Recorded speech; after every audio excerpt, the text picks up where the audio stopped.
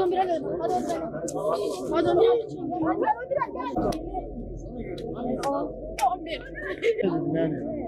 Amin.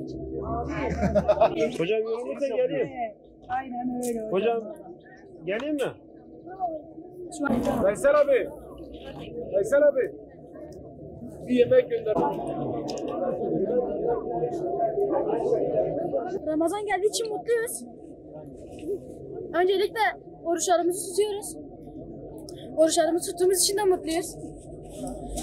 Çünkü oruç tuttukça sevap kazanıyoruz. İftar çadırına gelip orucumuzu açıyoruz. Sonra da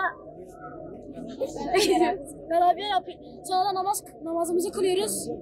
Sonra da cüz okuyup bitiriyoruz. Ramazan ayında oruçlarımızı tutuyoruz.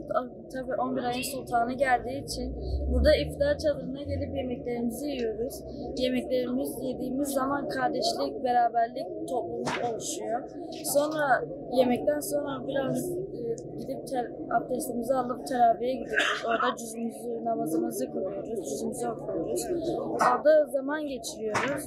Namazımızı da, duamızı da ettikten sonra öyle. Ben 3 yıldır orucumu eksiksiz istiyorum. Buraya iftar çadırı kurdukları için 2 gündür orucumuzu eksik etmiyoruz. Geliyoruz burada iftarımızı açıyoruz. Orucumuzu açtıktan sonra gidiyoruz, abdest alıp namaz kılıyoruz. Hocayı dinliyoruz. Etkinlikler yapıyoruz.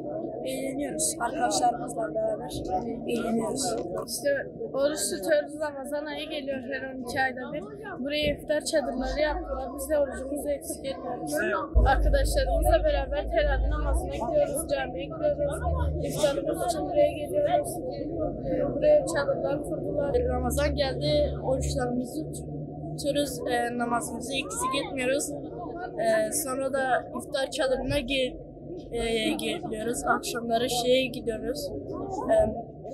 İşte teraviye namazlarımızı yapıyoruz. Cüz okuyoruz. Arkadaşlarımla oynuyorum, mutluyum. Çok samimiler, çok iyiler.